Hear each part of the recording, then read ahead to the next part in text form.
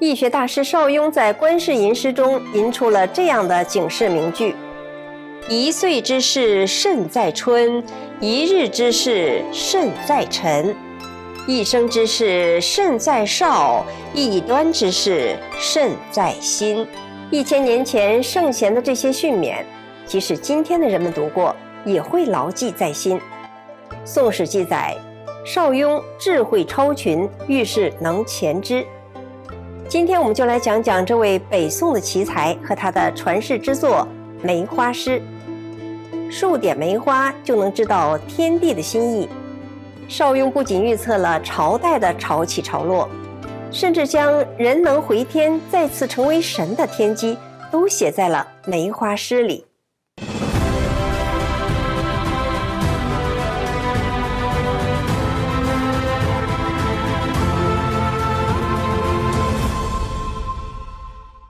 公元1012年，邵雍降生在北宋的一个读书人的家里。相传邵雍出生之前就异象连连。他的父母在山中行走的时候，云雾之间赫然出现了大黑猿的影像。其母心生感应，不久就怀孕了。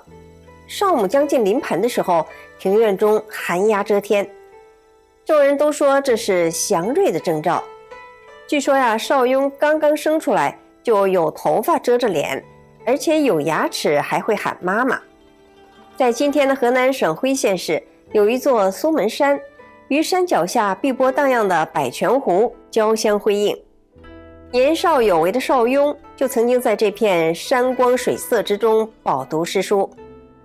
邵雍的求学历程呢，也是与众不同。他曾经特别重意科举，奋发苦读。宋史里说他自雄奇才，慷慨玉树功名，余书无所不读，始为学及艰苦克力，寒不卢，暑不山，夜不就习者数年。不过有一天呢，邵雍幡然醒悟到自己不能成天宅在家里决定要放弃读万卷书，想走万里路了。于是就开始出门云游四海。没想到多年以后，邵雍又再一次幡然醒悟，道在是矣。于是就和自己说，算了，咱还是打道回府吧。话说华山道士陈抟老祖驾鹤仙去之后，他的易学和太极图就传到了三传弟子李之才的手里。这个李之才进士出身，做过县主簿。那个时候的李之才正担心自己的毕生所学后继无人，想物色一个好徒弟。这道家师傅想要传授点什么东西呢，往往是师傅找徒弟，而不是徒弟找师傅。李之才听说邵雍好学不倦，决定亲自走一趟苏门山，会一会这位后生。当他推开那一扇矮小的门时，看到一个青年才俊席地而坐，手持一卷，正沉浸在书香之中。李之才立刻意识到，这就是他要寻找的绝学传人邵雍。两个人一个想教，一个愿意学，一拍即合。李之才便把河图洛书、伏羲八卦等易学秘籍和陈抟老祖的真传一一倾囊相授给了邵雍。邵雍从此又过上了他晨诵夜读、寒不卢、暑不山的生活，白天黑夜的对着墙壁上的八卦图和太极图发呆。经过数年的冥思苦想，邵雍如有神助般的自行领悟出了这些典籍中的奥妙与精髓，对于天地之运化、阴阳之消长、人事之变化的规律都了如指掌。邵雍的学问虽然承传自道家，但是他并没有像一些道家人物那样逍遥世外，而是选择在红尘中行走，结交四方之士。他以易学相术的理论融合儒家经学的道德价值观，开创了其内圣外王之道。他融会贯通，妙悟自得，终于成为一代易学大师，风靡遐迩的鸿儒。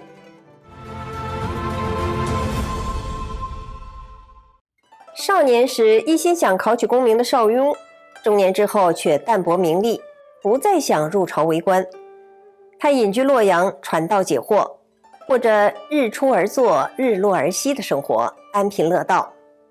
无论人生的境遇如何，他总能以一种知天顺命的豁达态度去从容面对。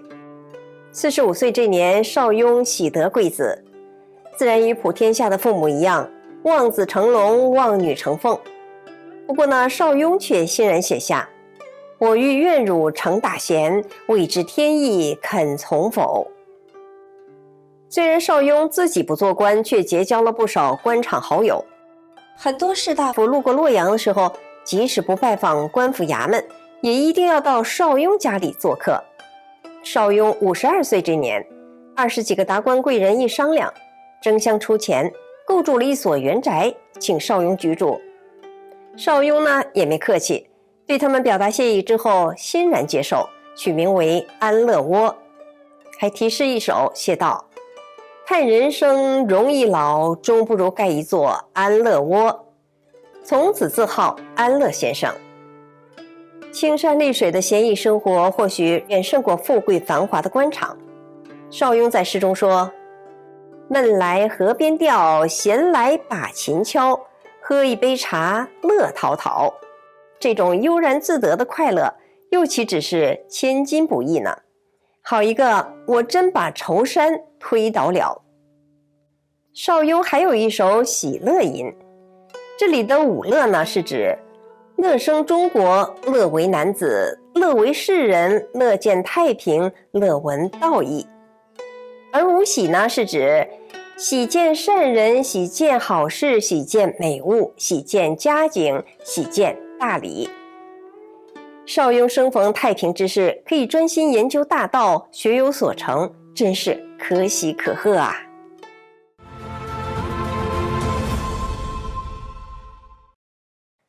邵雍一生都十分注重自己的道德修为。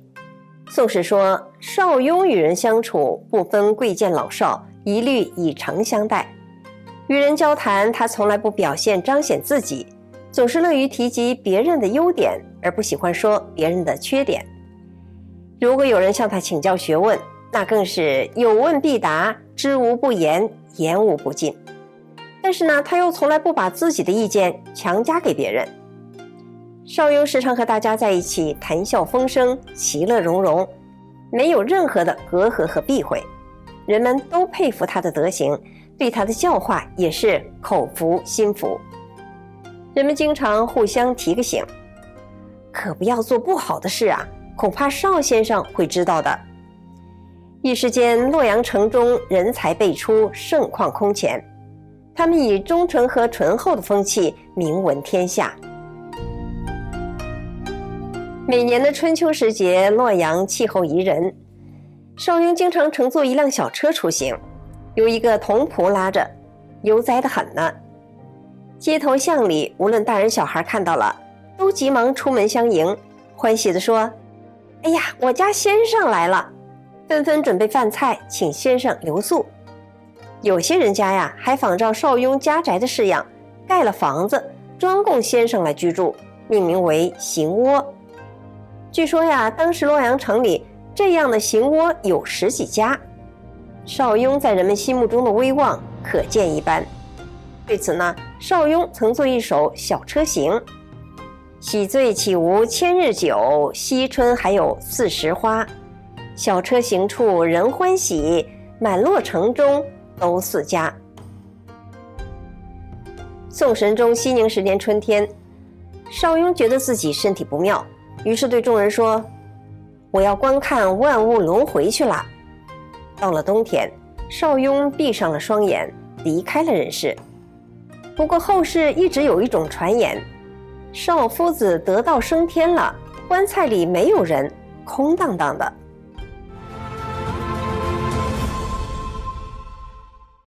邵雍的学问呢，通天彻地，黄极经世、观物内外篇、先天图、渔樵问对、铁板神术、梅花艺术和梅花诗，都是出自他之手。他把天人感应的宇宙观再加入时间的维度，写出了鸿篇巨著《黄极经世》，从天地之初一口气写到天地结束，天地的消长，人世的兴衰尽在其中。说到梅花易数，那就更有趣了。这本书是怎么来的呢？这还得从他家的2个陶枕说起。相传在一个夏日的午后，邵雍正坐在屋里苦读师傅留下的古籍，没想到一只老鼠在他的床下窜来窜去。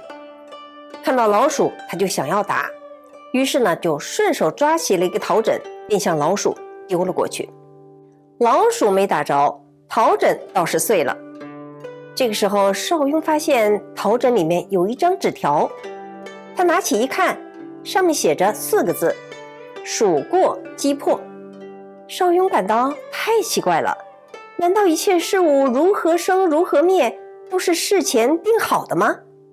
不知为何，他随手又把另一个陶枕也摔在地上，没想到里面也有一张字条：你破我也破。哎呀，真的这么神奇吗？邵雍决定到卖陶枕的地方去打听打听。老板想来想去，想起一位总是拿着一本周朝易经的老先生，他来到店里看过陶枕，纸条呢，也许是他放进去的。于是邵雍又找到了老先生家里，却发现老先生已经不在世了，但是老人留下了那本周易，并告诉家人说，某年某月某日某时，有一个读书人会来我们家，他来的时候把这本书送给他。邵雍有缘得到这本书之后，有一天他在观赏梅花的过程中，偶然看见2只麻雀因无故争执而双双坠地，于是呢就用老先生留下的方式起了一个卦，预言道，晚上会有个女生来攀枝梅花，因惊恐自梅花树跌下，伤及大腿。事后果然应验了。原来是有一个小姐喜欢梅花，她的丫鬟呢为了讨小姐的欢心，爬上了梅花树，想摘一些梅花下来供小姐观赏。此卦十分的特殊，竟然能断出与卦题不相干的事情来，于是就起名为梅花易数。而邵雍的梅花诗更如梅花一般，历久寒而弥香。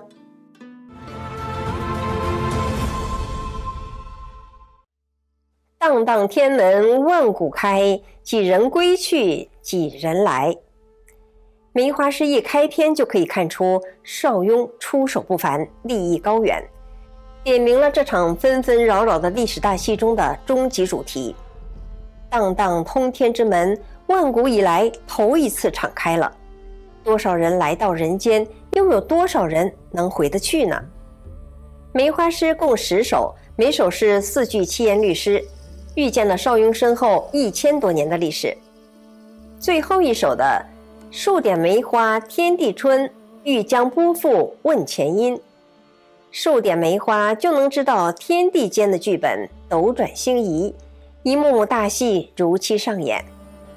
我们这里选择为大家介绍一位世外高人所解的梅花诗的后3段，因为他们或许与当今的时代息息相关，仅供大家参考。其8，如其世事菊初残，共济河中却大难。到此犹留皮一袭，最佳秋色在长安。世界局势历来像一盘棋一样，一边是共产主义国家，一边是西方的自由世界。90年代以后，苏联解体，共产国家纷纷变色，对共产主义一方来说已经是残局一盘了。此时的中国已经没有人相信共产主义，只留下这个形式维持政权的统治。苏联就像一只豹子死了，但是表面却留了一张皮一样。长安指中国的京城，泛指中国，极力的粉饰太平于虚假的大好形势，就如同再美的秋色也是无法长久的。其9，火龙折起雁门秋，猿壁应难赵氏收。一院奇花春有主，连宵风雨不须愁。很多宗教和寓言中都说，中共在另外空间的表现形式是红龙火龙。这一句隐喻的是6·4学生与民众在天安门请愿之后遭到屠杀的事件。猿壁泛指5000年历史的中国应了这一难，杨志尚存的赵子阳因此而被打压软禁致死。而六四之后受到迫害最严重、最大规模的人群，莫过于法轮功学员。他们像有主的奇花，经历连宵风雨，最终会迎来万物更新的春天。其实，数点梅花天地春，欲将波复问前因。环中自有承平日，四海为家属主宾。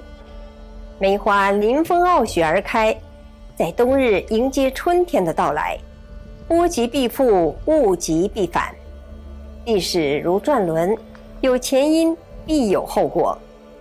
人心经过严酷的考验后，也许诗中描述的春天与太平之日就在那不远的前方。在一场场大戏走过，在历史的舞台上，谁是配角，谁又是主角呢？